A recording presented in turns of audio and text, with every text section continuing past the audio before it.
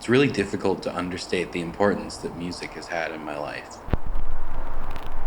Every day when I wake up, the first thing I see is my stereo with my CDs and records lined up underneath it.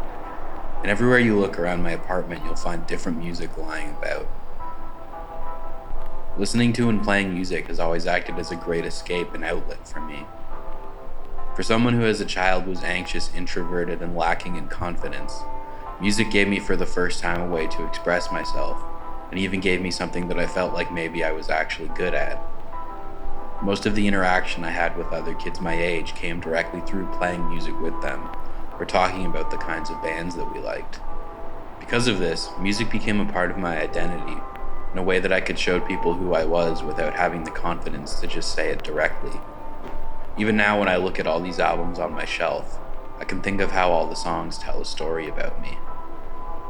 The town I grew up in was small though, and trying to find new music to listen to in it was difficult, especially since I couldn't drive to the city where they had real record stores.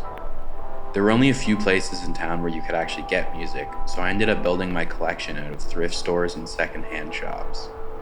I honestly never really minded this that much though. Secondhand objects have always had a fascinating quality about them to me. Even today, when I live in a city where there is pretty much a store for everything, my apartment is still full of them. I think I like them because they always have a story to tell, and I like to try to imagine what that story is. Like what the first owner of this book was doing that left that stain in the corner of all the pages. Or how the headstock of my guitar got that little nick in the wood. Or what on earth this sealable golden apple thing even is for. My town did have one store in particular though that sold used CDs, and in high school I spent most of my money there. There was one CD I bought there though that ended up having some significance to me. Like most of the albums I bought, I enjoyed the music on it, but it had something else interesting about it that told me a bit of its history. When I flipped it over, there was a name written on the back. This wasn't particularly out of the ordinary, since a lot of people seem to write their names on their CDs and records. But the name only became significant about a month later when I bought a different CD and just by chance, there she was again. After that, I started to wonder about who she was. Clearly we had similar taste in music, so maybe we could have other things in common too. I thought maybe I could find her story in those songs just like I thought you could find me in mine. So from that point on, I bought any CD I found that had her name on it. At first, I mostly did it just as a way to find new music. She actually had a pretty great record of anonymous recommendations. I ended up finding some really great music I never would have otherwise. But a lot of it was also just me trying to imagine what kind of person she was. I would start to wonder what kinds of things she felt when she listened to these songs.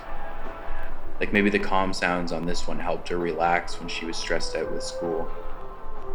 Or maybe this one when she was trying to get through a rough fight with her parents. Or maybe even this one when she felt lonely or out of place. I know I definitely did. And I think that's what was most appealing about collecting her CDs to me. It was sort of like having an imaginary pen pal. For the first time in my life, I felt like I had someone who I could relate my emotions to, even if I'd never met her. But that really is the big problem, isn't it? I didn't know if she felt any of these things at all. I didn't know who she was or what this music meant to her. After all, the only reason I had them anyway now was because she'd sold them all. I could only really imagine what importance they had in her life, but I do know the importance that they had in mine. They taught me about myself and helped me become the person I am today. A person who is stronger and more sure of himself and knows who he is without needing the music to speak for him. Maybe that's how it was for her too. Maybe they meant just as much to her as they did to me. She just didn't need them anymore. So maybe it's time I stopped trying to wonder and pass them on as well to someone who needs them now.